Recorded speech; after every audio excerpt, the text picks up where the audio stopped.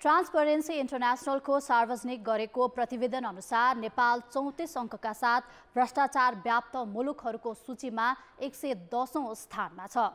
अघिल्लो वर्षको तुलनामा सूचकाङ्कमा केही सुधार देखिए पनि प्रवृत्तिमा भने कुनै सुधार छैन। कान्तिपुर समाचारमा आज फेरि गृह मन्त्रालयमा फर्कने रवि लामिछानेको योजनामा माओवादी केन्द्रको अवरोध। राष्ट्रपति तथा उपराष्ट्रपति निर्वाचनमा बहुमत पुर्याउन मुख्य दलहरूले थाले कसरत। 8 अर्ब खर्चेर बनाइएको गेटा मेडिकल कलेज किन सञ्चालनमा आउन सकेन?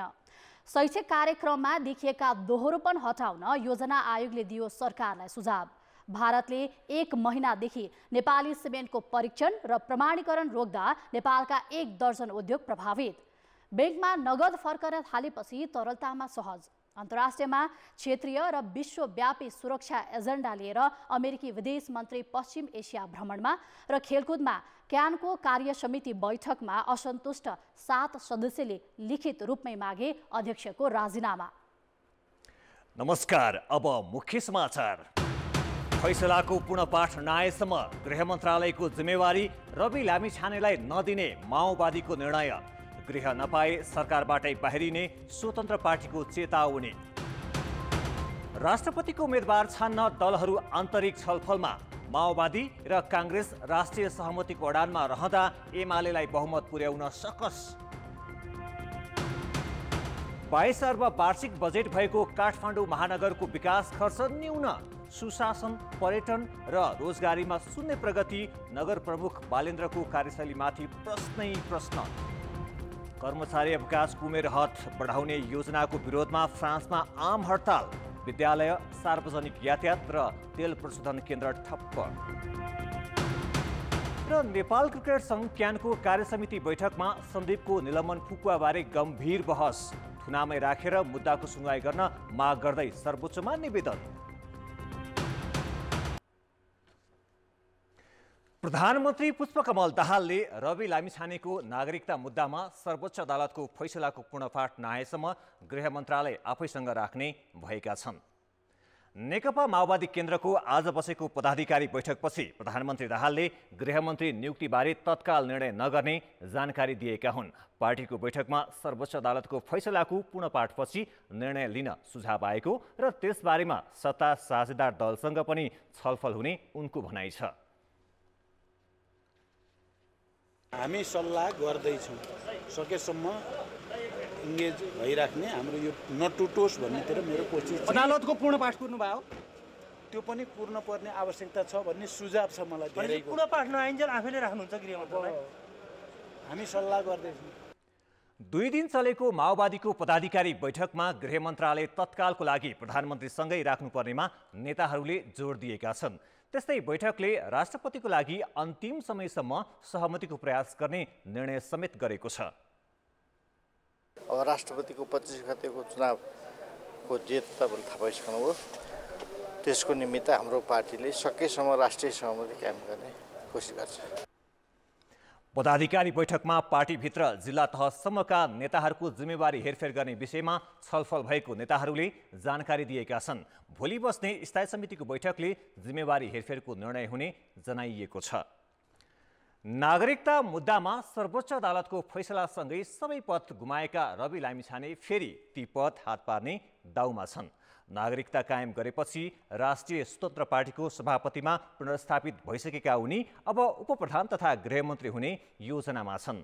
नैतिकता र सुशासनको नाराबाट राजनीतिमा उदाएका लामिछाने र उनले नेतृत्व गरेको पार्टीको सत्ताप्रति जसरी आसक्ति देखिएको छ, जसबाट यो पार्टी पनि सत्ताको लागि पुराना भन्दा फरक छैन भन्ने सन्देश प्रवाह भएको छ।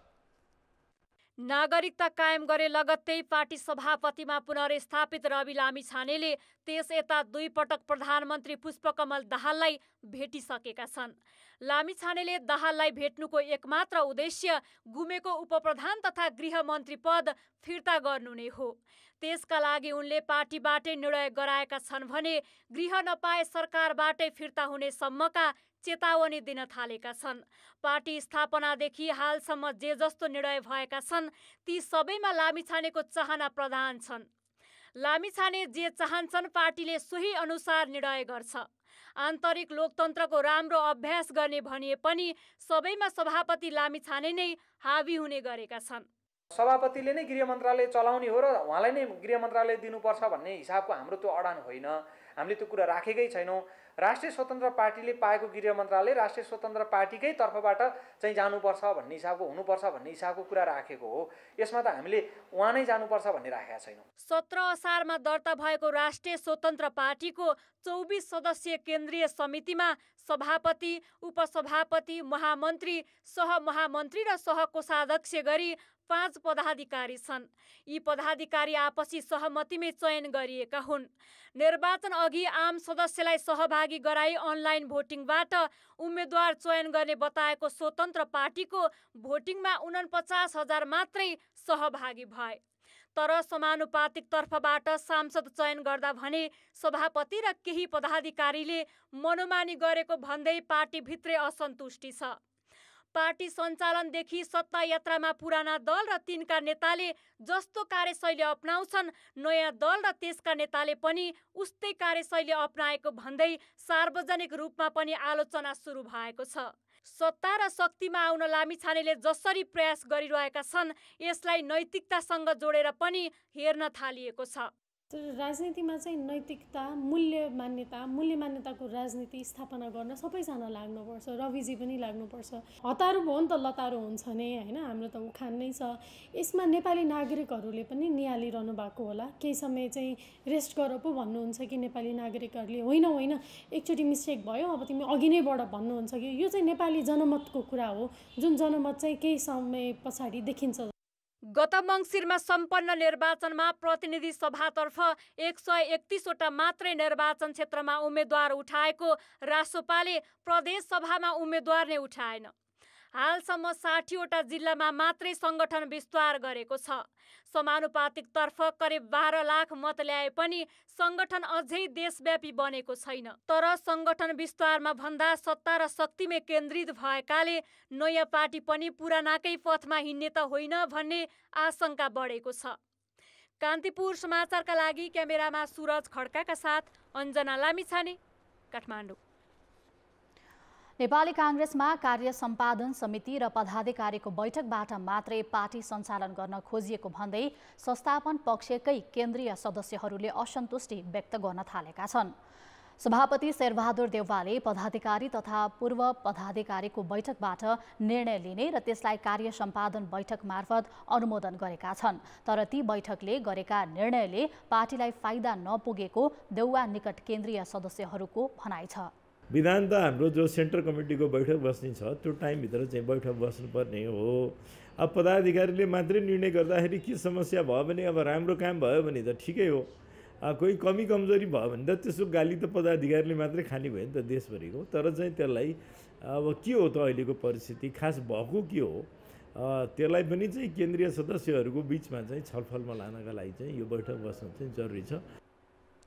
शेखर कोइराला पक्षीय पदाधिकारी तथा केन्द्रीय सदस्यहरूले छुट्टै भेला गर्ने क्रम बढिरहेका बेला संस्थापन पक्षका केन्द्रीय सदस्यहरूले पनि अनौपचारिक छलफलमा जुटेका हुन्। ती केन्द्रीय सदस्यहरूले भोलि फेरि छलफल गरेर केन्द्रीय समिति बैठक आह्वानका लागि सभापतिलाई दबाब दिने तयारी कार्य सम्पादन समिति र पदाधिकारी बैठकका नाममा थुप्रै निर्णयहरू भएका, तर ती निर्णयहरूले आशातीत रिजल्ट ल्याउन सकेको, नतिजा हात पार्न नसकेको सन्दर्भ भएका कारणले हामी विशेष गरी चनाखो भएर नेपाली काङ्ग्रेसका केन्द्रीय सदस्यहरूले आफ्नो पार्टीभित्र भएका सामरिक महत्त्वका विषयहरूमा हस्तक्षेपकारी भूमिका अदा गर्नुपर्छ भन्ने चाहिँ हो। पार्टीमा केही न केही डिसिजनहरू त हुन्छन् नै, गर्नु परिरहन्छ। अब केन्द्रीय समितिको बैठक नबोलाएर अब पार्टीले अब पदाधिकारीहरूको बैठक मार्फत नै कतिपय कामहरू सम्पन्न गरिरहनु भएको छ। तर हाम्रो विचार चाहिँ के हो भने, हाम्रो चाहना चाहिँ के हो भने केन्द्रीय समितिको बैठक बोलाएर त्यसैमा छलफल गरिदिए हुन्थ्यो भन्ने धेरै साथीहरूको कुरा पनि आयो। काङ्ग्रेसमा हाल 148 जना केन्द्रीय सदस्य छन्। विधानमा 2 महिनामा कम्तीमा एक पटक केन्द्रीय समिति बैठक बस्नुपर्ने व्यवस्था छ। तर मङ्सिर 4 को चुनावपछि काङ्ग्रेसको केन्द्रीय समिति बैठक बस्न सकेको छैन। नेपाल भ्रष्टाचार हुने मुलुकमध्ये 110औं स्थानमा परेको छ। ट्रान्सपरेन्सी इन्टरनेसनलको भ्रष्टाचार अवधारणा सूचकाङ्क CPI 2022 को सूचीमा नेपाल 34 अङ्कका साथ 110औं स्थानमा परेको हो। यसअघि सन् 2021 मा नेपाल उक्त सूचकाङ्कमा 33 अङ्कका साथ 117औं स्थानमा थियो। नेपालको अङ्कमा केही सुधार भए पनि भ्रष्टाचार व्याप्त मुलुकहरूको श्रेणीमै कायम छ। सूचकाङ्कका अनुसार डेनमार्क 90 अङ्क प्राप्त गरी सबैभन्दा कम भ्रष्टाचार हुने मुलुक र सोमालिया 12 अङ्क प्राप्त गरी सबैभन्दा बढी भ्रष्टाचार हुने मुलुकका रूपमा सूचीकृत भएका छन्। दक्षिण एसियाली मुलुकमध्ये भुटान 25, मालदिप्स तथा भारत 85, श्रीलङ्का 101, पाकिस्तान 140, बङ्गलादेश 147 र अफगानिस्तान 150औं स्थानमा छन्। चीन 45 अङ्कका साथ 65औं स्थानमा छ। ट्रान्सपरेन्सी इन्टरनेसनलले सूचकाङ्क सार्वजनिक गर्दै भ्रष्टाचार विरुद्ध विश्वभर नै प्रभावकारी कार्य हुन नसकेको, भ्रष्ट सरकारले नागरिकको सुरक्षा गर्ने क्षमता नराख्ने र फलस्वरूप नागरिकमा वितृष्णा र मुलुक द्वन्द्वमा रूपान्तरण हुने उल्लेख गरेको छ। एसिया प्रशान्त क्षेत्रमा भ्रष्टाचार विरोधी कदमलाई नै बेवास्ता गरिएको ट्रान्सपरेन्सी इन्टरनेसनलको भनाइ छ। अब जनमतको अन्तिम परिणाम। जनमतमा हिजो हाम्रो प्रश्न थियो, ट्याक्सी भाडा विवाद किन समाधान हुन नसकेको होला? ए सरकारको लाचारी, बी व्यवसायीको मनपरी र सी कमजोर कानुन। जनमतको अन्तिम परिणाम यस्तो छ, ए सरकारको लाचारीमा 27%, बी व्यवसायीको मनपरीमा 54% र सी कमजोर कानुनमा 19% मत प्राप्त भएको छ। अब जनमतमा आजको प्रश्न। जनमतमा आज हाम्रो प्रश्न छ, नेपालमा भ्रष्टाचार किन कम हुन नसकेको होला? ए अख्तियारको फितलो कारबाही, बी सरकारी प्रतिबद्धताको अभाव र सी बढ्दो भ्रष्ट मानसिकता। जनमतको अन्तिम परिणाम भोलि साँझ 8 बजेको कान्तिपुर समाचारमा प्रसारण गर्नेछौँ। कृपया NEWS news space A, B वा C टाइप गरी 34001 मा SMS गरी आफ्नो मत व्यक्त गर्नुहोला। मुलुकको नयाँ राष्ट्रपति र उपराष्ट्रपति को बन्लान्? यतिखेर सर्वत्र चासो छ। निर्वाचन आयोगले फागुन 25 मा राष्ट्रपतिको चुनाव गर्ने कार्यतालिका सार्वजनिक गरेसँगै प्रमुख दलहरू आन्तरिक छलफलमा व्यस्त हुन थालेका छन्। दलहरू आआफ्नै रणनीति बनाउन व्यस्त रहँदा कसलाई राष्ट्रपति बनाउने भन्नेमा गठबन्धन दलभित्रै सहमति जुट्न सकेको छैन। निर्वाचन आयोगले 25 फागुनमा राष्ट्रपति र 3 चैतमा उपराष्ट्रपतिको निर्वाचन गर्ने कार्यतालिका सार्वजनिक गरिसकेको छ। दुवै निर्वाचनमा सङ्घीय सांसद र प्रदेशसभा सदस्यले मत दिनेछन्। निर्वाचनमा निर्विरोध हुने अवस्था नबनेमा 50% मत कटाउने उम्मेद्वार विजयी हुनेछन्। 2 भन्दा बढीले उम्मेदवारी दिएको अवस्थामा कसैको 50% मत नकटे बढी मत ल्याउने 2 उम्मेद्वारबीच पुनः प्रतिस्पर्धा हुनेछ। उक्त प्रतिस्पर्धाबाट 50% मत कटाउने उम्मेद्वार नयाँ राष्ट्रपति र उपराष्ट्रपति बन्नेछन्। संसदको हालको अङ्कगणित अनुसार कुनै एक दलले 50% पुर्याउन सक्ने अवस्था छैन। प्रतिस्पर्धा भने सत्तारूढ र विपक्षी गठबन्धन बीच नै हुने देखिएको छ। तर सरकारको नेतृत्व गरिरहेको माओवादी केन्द्र गठबन्धनको उम्मेद्वार नभएर सहमतिबाट राष्ट्रपति चुनिनुपर्ने अडानमा छ। जबकि सङ्घ र प्रदेश गरी माओवादी केन्द्रसँग 7745 मात्र मतभार छ। अबको दिनमा चाहिँ सबैजनाले मिलेर अगाडि बढाउनु पाए पनि राम्रो हुन्छ नि। बरु कसरी अगाडि बढाउने, कसलाई अगाडि बढाउने, सबैको तर्फबाट चाहिँ को मान्य हुन सक्नुहुन्छ, यस्तो बहसहरू चाहिँ छ नि, राष्ट्रमै छ। सत्तारूढ दल नेकपा एमाले भने पुस 10 को भद्र सहमति अनुसार सत्तारूढ गठबन्धनले मत हाल्ने जिकिर गर्दै आएको छ। 15,223 मतभारसहित राष्ट्रपतिमा दाबी गरिरहेको एमालेलाई राष्ट्रपति आफ्नो पक्षमा पार्न चुनौती बनिरहेको छ। विभिन्न राजनीतिक दलका आफ्ना आफ्ना इन्ट्रेस्ट हुन्छन्, त्यसमा त्यसलाई अस्वाभाविक लिनुहुन्न। तर कुन इन्ट्रेस्टले चाहिँ मुलुकलाई सकारात्मक दिशातर्फ अगाडि लैजान्छ त्यो कुरालाई हामीले बुझ्नुपर्छ, चिन्नुपर्छ। सङ्घमा हाल 19 सांसद रहेको राष्ट्रिय स्वतन्त्र पार्टीसँग 1501 मतभार छ। गठबन्धनका साझा उम्मेद्वार जिताउने बताउँदै आएको स्वतन्त्र पार्टीले उम्मेद्वारको टुङ्गो लगाउने विषय पनि गठबन्धन दलकै रहेको जिकिर गरेको छ। राष्ट्रपतिको लागि चाहिँ अब त्यही हो, गठबन्धन सरकारले अब जसलाई अगाडि ल्याउनु होला त्यसमा नि सायद अब अहिले त नबनिहालौँ, त्यही पनि होला। रोचक त के छ भने राजतन्त्र पुनर्बहाली मुख्य राजनीतिक एजेन्डा बोकेको राष्ट्रिय प्रजातन्त्र पार्टीले पनि राष्ट्रपति र उपराष्ट्रपति निर्वाचनमा भोट हाल्दैछ। राप्रपासँग सङ्घ र प्रदेश गरी 2450 मतभार छ। हाम्रो कमिटमेन्ट छ यो गठबन्धनमा भोट हाल्न पर्ला, तर हामी राजी खुसीसित भोट हाल्न सक्ने पार्टीको कार्यकर्ता पनि खुसी छैनन्, हामी पनि खुसी छैनौँ। नेपाली काङ्ग्रेसले पनि पार्टीको तर्फबाट राष्ट्रपति र उपराष्ट्रपति निर्वाचनमा उम्मेद्वार उठाउने निर्णय गरिसकेको छ। तर काङ्ग्रेस पनि राष्ट्रिय सहमतिको उम्मेद्वार हुनुपर्ने पक्षमा छ। काङ्ग्रेससँग 16,221 गरी सबैभन्दा बढी मतभार छ। प्रधानमन्त्री नेकपा माओवादी, सभामुख नेकपा एमाले पाइसकेको अवस्थामा नेपाली काङ्ग्रेसले राष्ट्रपति पदको जिम्मेवारी पाउनुपर्छ। राष्ट्रपति र उपराष्ट्रपतिको निर्वाचनमा सङ्घीय संसदका 332 र प्रदेश सभाका 550 मतदाता रहनेछन्।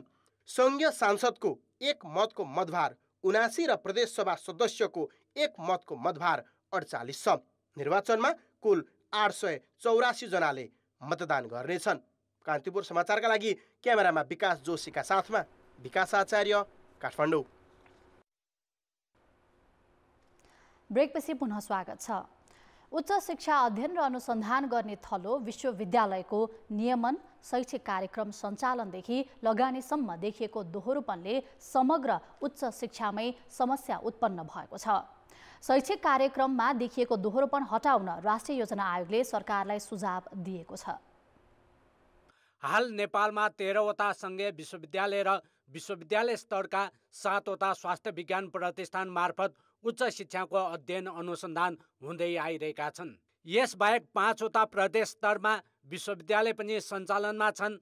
ती सबै आआफ्नै ऐन नियमले सञ्चालन हुँदा उच्च शिक्षामा दोहोरोपन देखिने गरेको छ। विश्वविद्यालयहरूले एकै जिल्ला, एकै स्थान र एकै खालका शैक्षिक कार्यक्रम सञ्चालन गर्दा विद्यार्थी अभाव मात्र होइन, गुणस्तर र लगानीमा समेत दोहोरोपन आएका छन्। छात्रवृत्ति, गुणस्तर सुनिश्चितता, लगानी, अध्ययन अनुसन्धान, अनुगमन तथा मूल्याङ्कन लगायतका पक्षमा दोहोरोपन भएपछि राष्ट्रिय योजना आयोगले त्यसलाई हटाउन सरकार समक्ष सिफारिस गरेको छ। एउटा सञ्चालनमै दोहोरोपना छ, एउटा हाम्रो छात्रवृत्ति प्रदानमा छ, अर्को गुणस्तरमा छ होइन, समकक्षतामा पनि दोहोरोपना छ।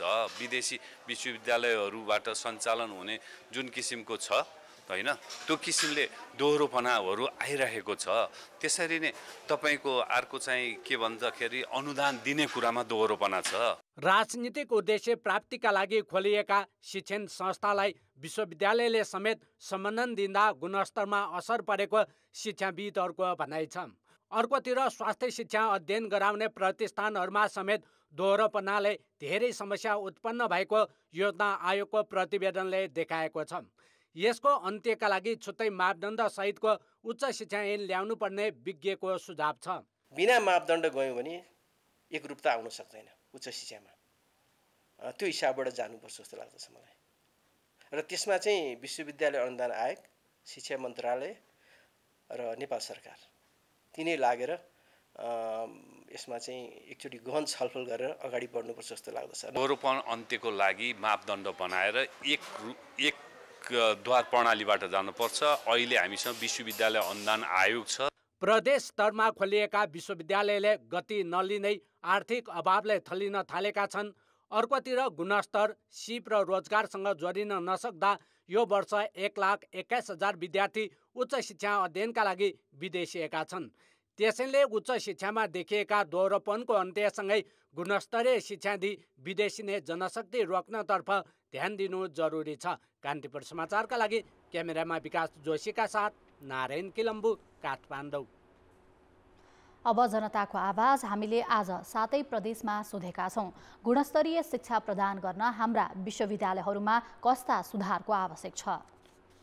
जनताको आवाज। प्रयोगात्मक शिक्षाहरूको प्रदान गर्नु पर्यो। शैक्षिक क्यालेन्डर अनुसार नतिजा प्रकाशन गर्ने र परीक्षा लिने थिति बसाल्नुपर्छ। क्यापेबल मान्छेलाई नियुक्ति गर्नुपर्छ। प्रयोगात्मक विषयहरूलाई चाहिँ बढी जोड दिनुपर्छ। बजारमा बिक्ने चाहिँ उत्पादन गर्नुपर्छ, त्यसपछि मात्रै सुधार हुन्छ। उहाँहरूलाई उचित तालिमको पनि अलिकति कमी हो कि? राजनीतिबाट मुक्त हुनुपर्छ। हाम्रो विश्वविद्यालय राजनीतिक स्थल जस्तो भएको छ, त्यसको चाहिँ अन्त्य हुनुपर्छ। प्रोफेसरहरू पनि क्वालिटी हुनु पर्यो त्यहाँ। जनताको आवश्यकता भन्दा पृथक तरिकाले हामीले शिक्षा दिइरहेछौँ। राजनीतिलाई हामीले विश्वविद्यालयदेखि टाढा राख्नुपर्छ। व्यावसायिक शिक्षालाई विशेष जोड दिने, नेतृत्वमा यस्ता बौद्धिक क्षेत्रका मान्छे हुनु पर्यो। प्रयोगात्मक बढी भयो।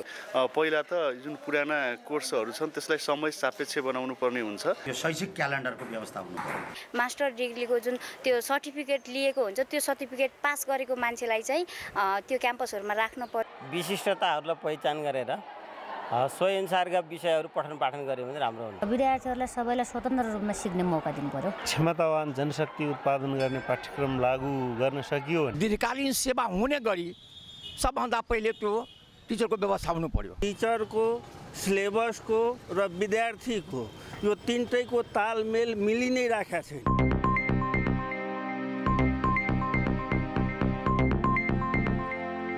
सुदूरपश्चिममा स्वास्थ्य सेवाको अवस्था कमजोर छ। सामान्य उपचारको लागि पनि यहाँका नागरिक सीमावर्ती भारतीय अस्पताल पुग्नुपर्छ।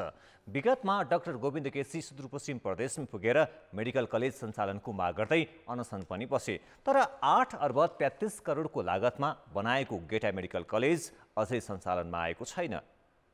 अतरिया धनगढी जोड्ने 6 लेन सडक, छेउमै रङरोगन गरिएका 29वटा ठूला ठूला महल, लामो समयदेखि प्रतीक्षारत आवतजावत गर्ने स्थानीयको मनमा प्रश्न आउँछ, अब त यहाँ मेडिकल कलेज सुरु होला कि?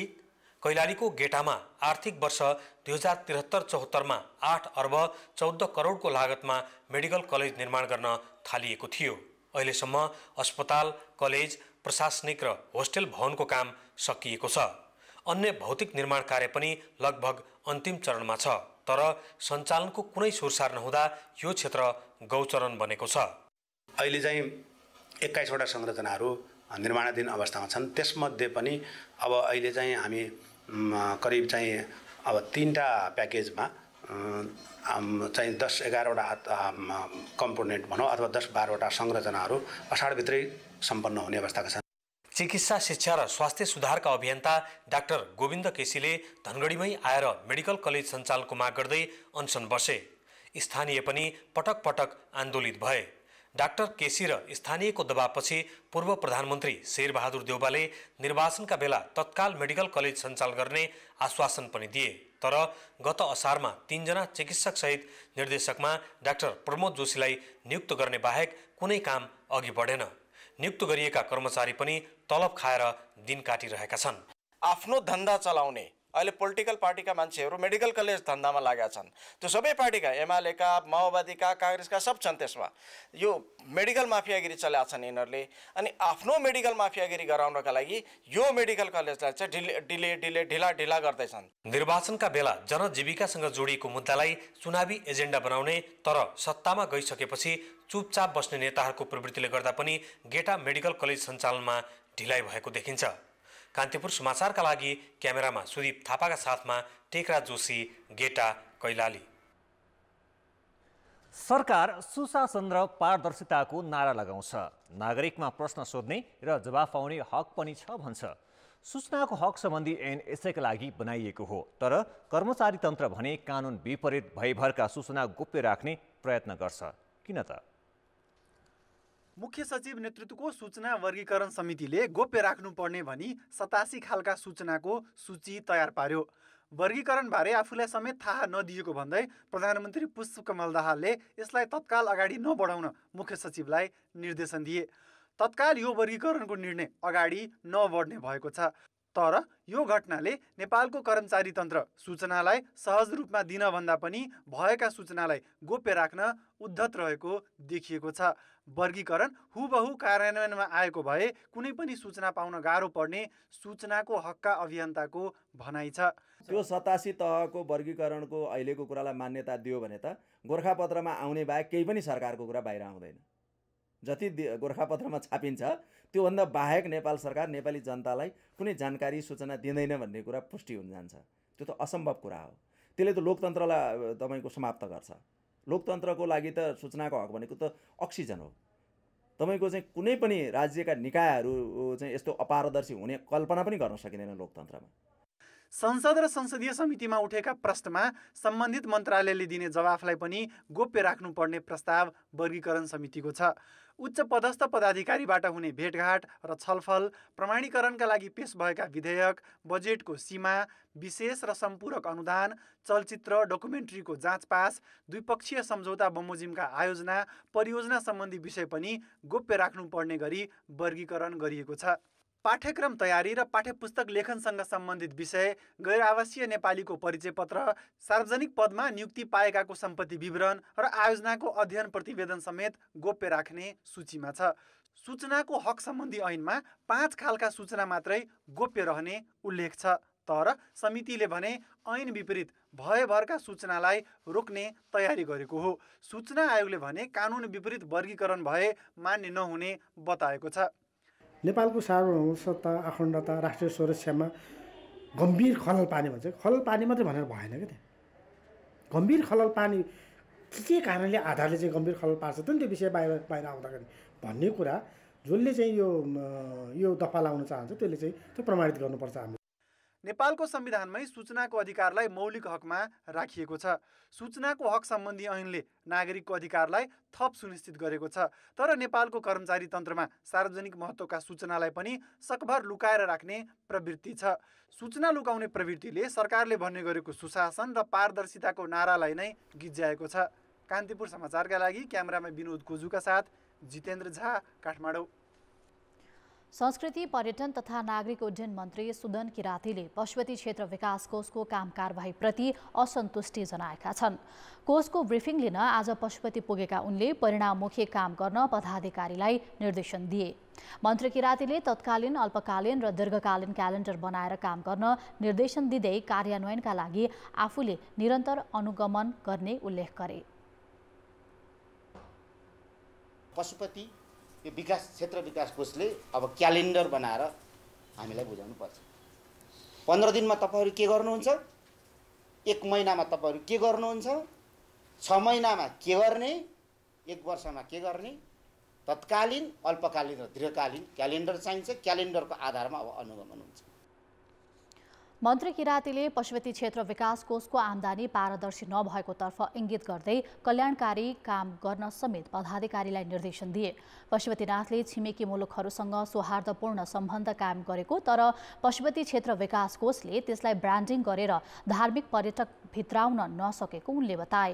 राज्यमन्त्री सुशीला सिरपाली ठकुरीले पशुपतिलाई सफा र मर्यादित बनाउन निर्देशन दिइन्। यस्तै मन्त्रालयका सचिव सुरेश अधिकारीले पशुपति क्षेत्र विकास कोषले गुठीका जग्गाको अभिलेख राख्न नसकेको भन्दै आलोचना गरे। उनले योजनाबद्ध रूपमा काम गरेर आफै आम्दानी गर्ने क्षमता बनाउन पनि कोषलाई सुझाव दिए। ब्रिफिङमा कोषका पदाधिकारीले पशुपति क्षेत्रमा भएका विकास निर्माण, आम्दानी तथा खर्चको विवरण प्रस्तुत गरेका थिए। काठमाडौँ महानगरपालिका प्रमुख बालेन्द्र शाहले 9 महिना अघि कार्यकाल सुरु गर्दा उनीप्रति धेरै अपेक्षा थिए। तर बजेट कार्यान्वयनको 6 महिने स्थिति हेर्ने हो भने धेरै क्षेत्रमा निराशाजनक अवस्था देखिएको छ। काठमाडौँ पर्यटकीय सहर भए पनि पर्यटनमा 1 रुपैयाँ पनि खर्च गरेका छैनन् भने श्रम तथा रोजगारी र प्रशासकीय सुशासनतर्फ पनि यही अवस्था छ। बरु उनले बिना योजना सुरु गरेका थुप्रै योजना अलपत्र बनेका छन्। कार्यकाल सम्हाले लगत्तै उनले व्यवस्थापनका लागि भन्दै कुहिने र नकुहिने फोहोर छुट्याउने घोषणा गरे। तर ठोस योजना नहुँदा यो घोषणा असफल जस्तै भइसकेको छ। सडक किनारका पार्किङ हटाएर बेसमेन्टमा पार्किङ व्यवस्थापन गर्ने योजना अघि सारे। यो समस्या पनि उस्तै छ। टुकुचा खोला उत्खनन त पुरातत्व विभागले नै रोक्यो। यति मात्र नभई महानगर कार्य समितिमा छलफल नै नगरी सुरु गरेको सुकुम्बासी बस्ती व्यवस्थापनका नाममा डोजरको जबरजस्ती उनकै लागि प्रत्युत्पादक ठहरिएको छ। पार्किङ तथा सुकुम्बासी व्यवस्थापनमा सहयोग माग गर्दै उनी गृह मन्त्रालयसम्म धाए। काम गर्दाखेरि बिग्रिन्छ, तर उहाँले सच्याउनुपर्छ भनेर हामीले चाहिँ खबरदारी सभा राखेर पनि गरिसक्यो। अहिलेसम्म हामीलाई चाहिँ बाटो पनि बोलाएको छैन र सूचनाको अधिकार पनि दिएको छैन। हामीले लिन जाँदाखेरि भेट पनि गर्नुहुन्न। उहाँ जनताप्रति उत्तरदायी पनि भएको देखेन। र सहनशीलता पनि छैन उहाँको। कसैले केही भने नि आक्रमण गरिहाल्ने, साइबर सेना लगाइहाल्ने र युट्युबर ल्याएर जुन अब अन्यायमा परेको व्यक्तिहरूलाई चाहिँ बोल्न नसक्नेहरू झन् दबाब दिएर बोल्नै नलगाउने, त्यस्तो प्रविधिको विरुद्ध हामीले लडिरहेका छौँ। चालु आर्थिक वर्षको प्रथम 6 महिनामा उनले पर्यटन, वन, जलस्रोत तथा सिँचाइ, विज्ञान तथा प्रविधि, श्रम तथा रोजगारी र प्रशासकीय सुशासनतर्फ 1 रुपैयाँ पनि खर्च गरेनन्। यसबाहेक महानगरले शिक्षामा 42% र भाषा तथा संस्कृतिमा 31% बजेट खर्च गरेको छ। शान्ति तथा सुव्यवस्था र ऊर्जामा 17% खर्च भएको छ। तर भूकम्पबाट भत्किएका पुरातात्विक संरचना बनाउन महानगर उदासीन देखिन्छ। अन्धाधुन्ध रूपमा काम सुरु गर्न रुचाउने प्रमुख शाहले कार्यसमितिमा छलफल गराउन समेत आवश्यक ठान्ने गरेका छैनन्। फिल्मी स्टाइल भएको थियो, अहिले अलपत्र परेको छ। यो अलपत्र हामीले सुधार्नुपर्छ। अब काठमाडौँ महानगरपालिकाको प्रमुख चाहिँ फ्लप खाँदै गर्दाखेरि वडाध्यक्षहरू पनि फ्लप खान्छ। तैँले के हेरेर बसिस् त, तिमीले के गर्यौ त, तपाईँहरूले के गर्यो भनेर जनताले क्वेसन सोध्छ नि पछि त। अहिले त 7 महिना मात्रै बित्या छ। त्यो कारणले हामी एकदम सतर्क र सजग भएर अब चाहिने चिज हात हालिसकेपछि त्यो सफल बनाएर छान्ने। मङ्गलबार मात्रै महानगरले सबै वडासँग दीर्घकालीन तथा अल्पकालीन योजना मागेको छ। ठोस योजना र छलफल बिना अघि बढ्ने प्रवृत्तिले आइपरेका चुनौती सामना गर्न उनलाई सहज छैन। कार्यशैली भनेको अहिले पनि सुने अनुसार त्यहाँ वडाधीशले त्यहाँ नगरसभामा बोले अनुसार उहाँहरूसँग पनि सल्लाह नभएको, टिमवर्क नभएको, कुनै योजना नभएको, के गर्न लागेको कसैलाई थाहा छैन। गर्नेलाई पनि थाहा छैन, गराउनलाई पनि थाहा छैन। जस्तै तुकोचा भयो, के गर्न लागेको कसैलाई थाहा छैन। कहिले सुकुम्बासी कहिले फुटपाथ बनाएको छ, कहिले तुकोचा बनाएको छ होइन। कहिले राष्ट्रपति आउँदाखेरि त्यहाँ फ्लाइङ किस दिएर चाहिँ नि पब्लिकलाई वाह वाह गराउने, नारा जुलुस गराउन लगाउने, त्यस्ता कामले चाहिँ चर्चा भयो। त्यो चाहिँ पद्धति सङ्गत होइन। महानगरको पुरानो नेतृत्व अपारदर्शी भएको भन्दै निकै आलोचना हुने गरेको थियो। तर अपेक्षा विपरीत प्रमुख शाह झन् बढी अपारदर्शी र सञ्चार माध्यमसँग तर्किने गरेको टिप्पणी हुन थालेको छ।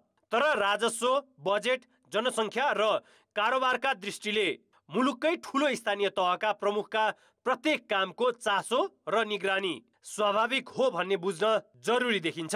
कान्तिपुर समाचारका लागि क्यामेरामा पशुपति बुढाथोकीका साथ सुबिन्द्र श्रेष्ठ, काठमाडौँ। अर्थ र विकास। भारतले 1 महिनादेखि नेपाली सिमेन्टको परीक्षण र प्रमाणीकरण रोक्दा नेपालका 1 दर्जन उद्योग प्रभावित बनेका छन्।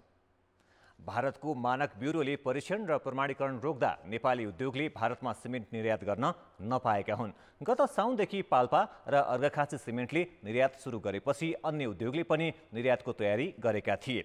उद्योगी व्यवसायले कूटनीतिक लबिङ गरी निर्यातको वातावरण मिलाइदिन सरकारसँग माग गरेका छन्।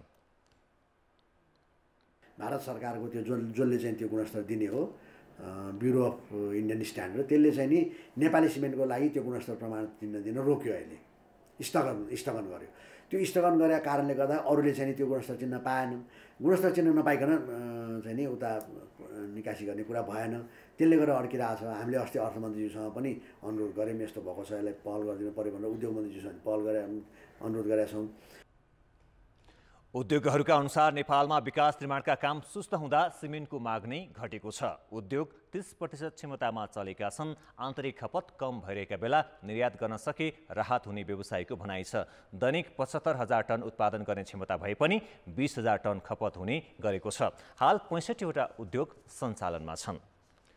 श्रम, रोजगार तथा सामाजिक सुरक्षा मन्त्रालयले श्रमिकका समस्या समाधान गर्न सहायता केन्द्र स्थापना गरेको छ। यस्तो केन्द्रलाई समाधान नाम दिइएको छ।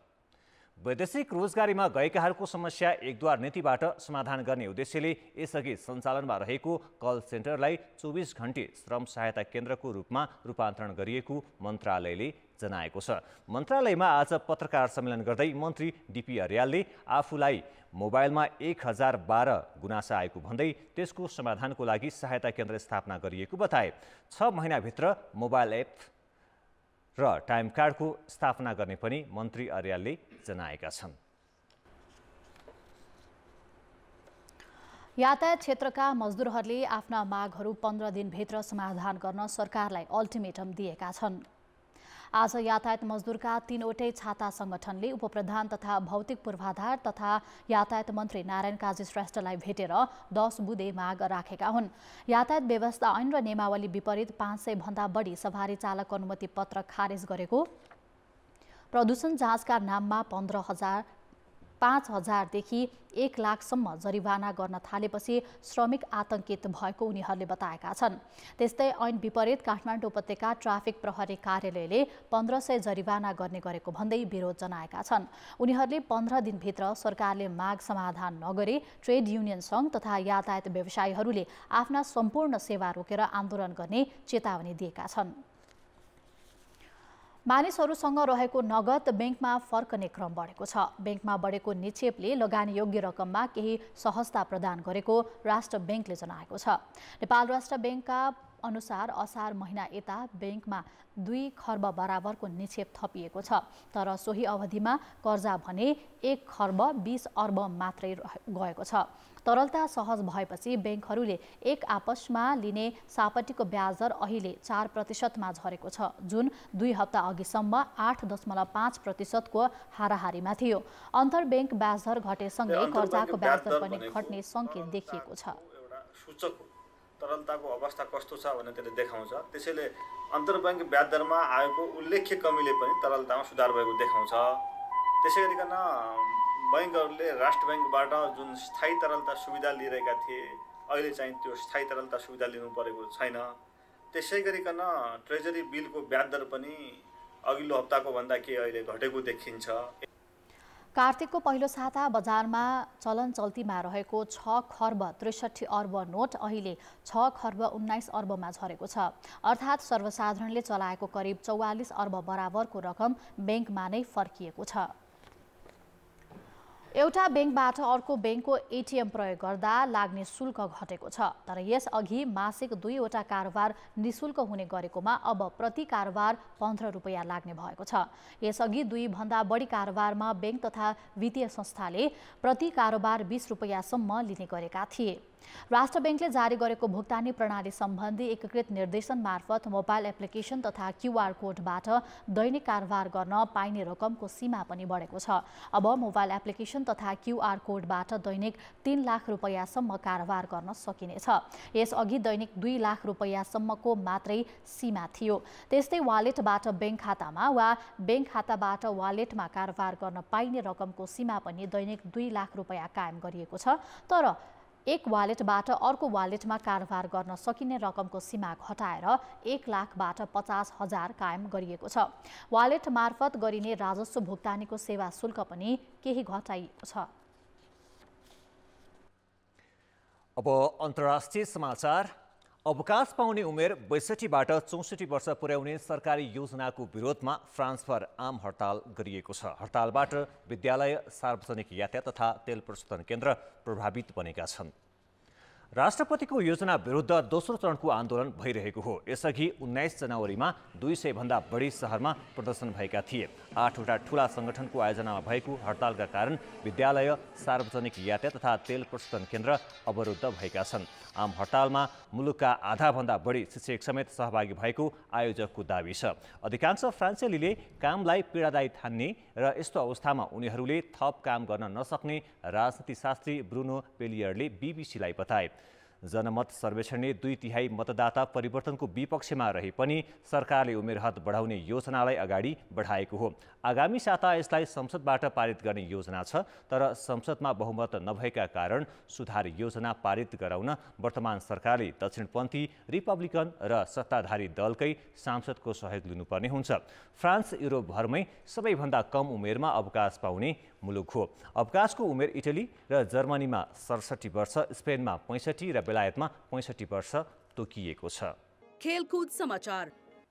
कान्तिपुर खेलकुद समाचारमा स्वागत छ। नेपाल क्रिकेट सङ्घ क्यानको कार्यसमिति बैठक पोखरामा जारी छ। बैठकमा 9 पदाधिकारी र 2 आमन्त्रित सदस्य मात्र छन्। 7 सदस्यले अध्यक्षको राजीनामा माग्दै बैठक बहिष्कार गरेका थिए। आज बिहान 10 बजे बस्ने भनिएको बैठक असन्तुष्ट 7 सदस्य ढिला पुगेपछि दिउँसो 1 बजेपछि सुरु भएको थियो। असन्तुष्ट सदस्यको तर्फबाट बैठकको सुरुवातमै अध्यक्ष चतुरबहादुर चन्दको राजीनामा माग्दै कार्यसमिति सदस्य ऋषिराम गौतमले पत्र बुझाएका थिए। पत्रमा गौतमसहित छुम्बी लामा, दाउद अन्सारी, सञ्जय राज सिंह, करण महतारा, अमित वीर पाण्डे र धर्मराज गिरीको हस्ताक्षर छ। बैठकको सुरुवातमै अध्यक्षको राजीनामा माग्दै मार्ग प्रशस्त गर्न आग्रह गरेको लामाले जानकारी दिए। असन्तुष्ट पक्षले बैठक छोडेपछि कार्यसमितिको बहुमत सदस्यहरू बैठक बस्ने र एजेन्डाको विषयमा छलफल भएको क्यानका सचिव प्रशान्त मल्लले जानकारी दिए। बहुमत समिति सदस्यले बैठक बस्ने र निर्णय गर्न सक्ने क्यानको विधानमा उल्लेख छ। असन्तुष्ट 7 मध्ये 5 क्यानको कार्यसमितिका सदस्य हुन् भने 2 जना राखेप प्रतिनिधि हुन्। यस्तै बैठकमा सन्दीप लामिछानेको निलम्बन फुकुवाका विषयमा गम्भीर छलफल भएको छ। कार्यसमिति बैठकले लामिछानेको निलम्बन फुकुवाको तयारी गरेको बुझिएको छ। महान्यायाधिवक्ताको कार्यालयले सन्दीप लामिछानेलाई थुनामा राखेर अनुसन्धान गर्नुपर्ने भन्दै सर्वोच्च अदालतमा निवेदन दिएको छ। लामिछानेलाई धरौटीमा छाड्ने पाटन उच्च अदालतको निर्णय विरुद्ध महान्यायाधिवक्ताको कार्यालय सर्वोच्च पुगेको हो।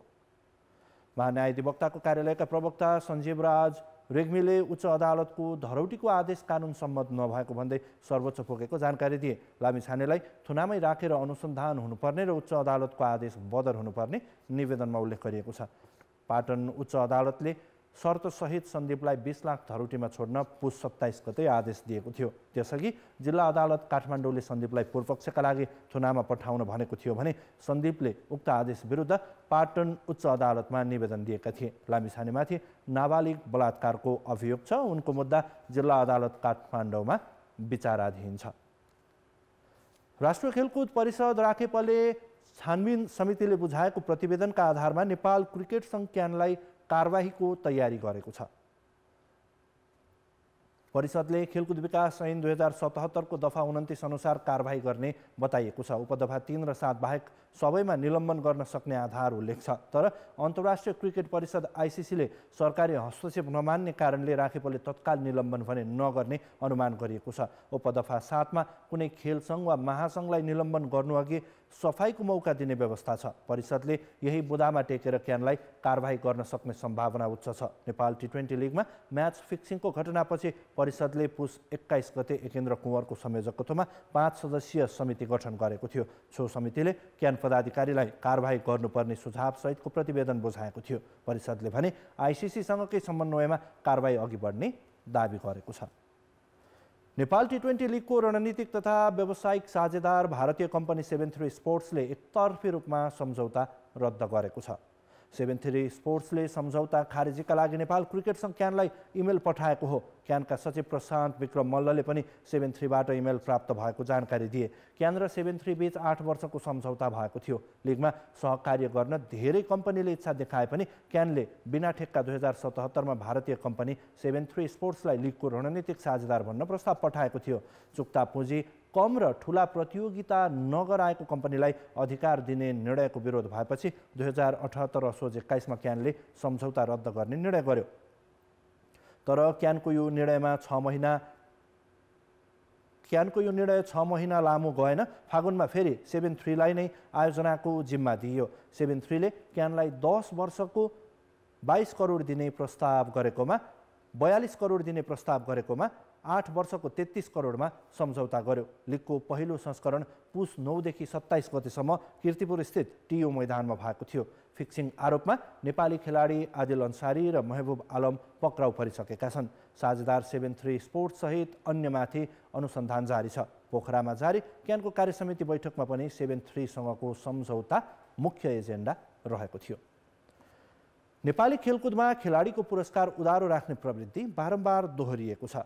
कतिसम्म भने घरेलु खेलकुदको सबैभन्दा ठूलो प्रतियोगिता राष्ट्रिय खेलकुदको 9औं संस्करणकै स्वर्ण विजेताले नै 3 महिना भइसक्दा पनि नगद पुरस्कार पाएका छैनन्। राष्ट्रिय खेलकुद परिषदले भने खेलाडीको बैंक खाता नपाएको बहाना बनाइरहेको छ। गत असोज 28 गतेदेखि कार्तिक 3 गतेसम्म गण्डकी प्रदेशमा आयोजना भएको 9औं राष्ट्रिय खेलकुद प्रतियोगितामा कुल 6127 खेलाडी सहभागी थिए।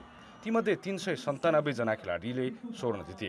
राष्ट्रिय खेलकुद परिषदले टिम इभेन्टमा स्वर्ण जित्ने खेलाडीलाई जनही 15,000 र व्यक्तिगत विधामा उत्कृष्ट हुनेलाई 25,000 दिने घोषणा गरेको थियो।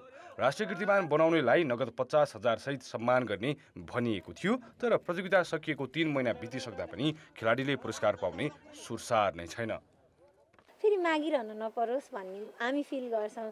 तर मागिरहँदा पनि पाउँदैन र उहाँहरूले टाइममा नदिँदाखेरि त अलिकति आफू त्यहीबाट नै आफू बाँचिन्छ कि भनेर केही टाइम हो, जीवनभरि त त्यसले पुग्दैन, केही टाइमको हो। तर जीवनभरिको लागि त अरू प्रोसेस नै हुन्छ। तर अहिलेको सिचुएसनलाई ह्यान्डल गर्नको लागि भयो नि त्यसले हुन्छ है भन्ने सिचुएसन नआउँदाखेरि चाहिँ फेरि अर्को एक्स्ट्रा बर्डनहरू, मेन्टली स्ट्रेसहरू धेरै नै आउँछ। स्पेसल्ली झन् पब्लिक खेलाडीहरूलाई जितेर आउँदैन, बल्ल बल्ल जितेको हुन्छ, त्यसमा पनि प्राइज मनी ढिला आउँदाखेरि त एकदमै बर्डन भइरहेको हुन्छ।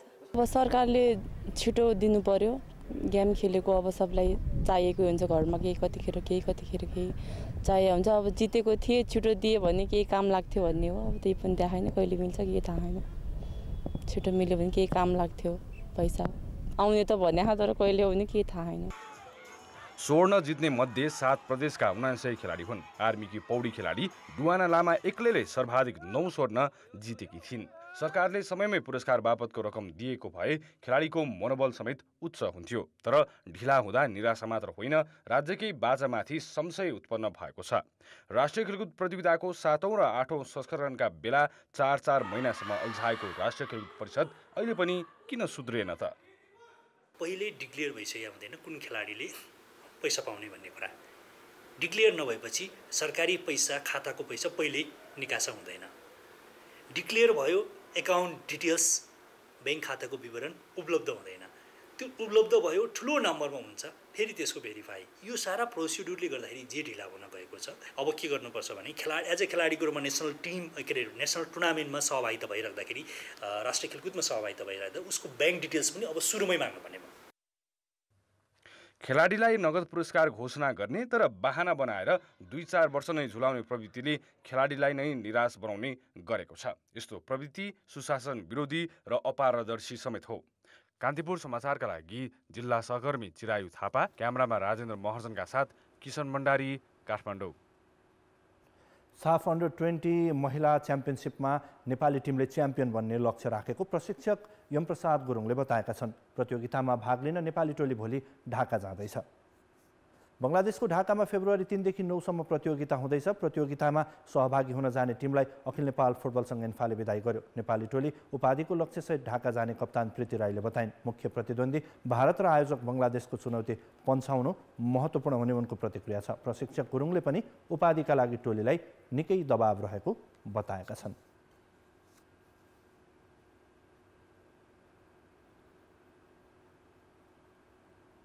प्रतियोगितामा आयोजक बङ्गलादेश सहित भारत, नेपाल र भुटानको सहभागिता रहनेछ। राउन्ड रोबिन लिगको आधारमा हुने प्रतियोगिताका शीर्ष 2 टोलीले उपाधिका लागि प्रतिस्पर्धा गर्नेछन्। नेपालले पहिलो खेल आयोजक बङ्गलादेशसँग फेब्रुअरी 3 मा खेल्नेछ। यस्तै फेब्रुअरी 5 मा भुटान र 7 मा भारतसँग खेल्ने तालिका छ। खेलकुद समाचार अहिलेलाई यति नै। अब मौसम सम्बन्धी जानकारी।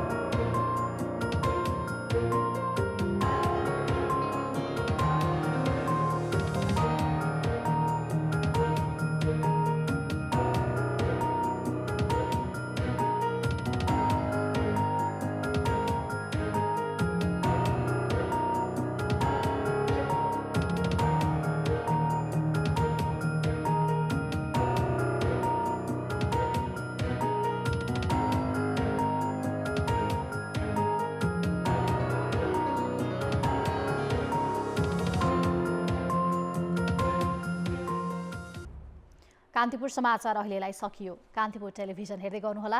नमस्ते।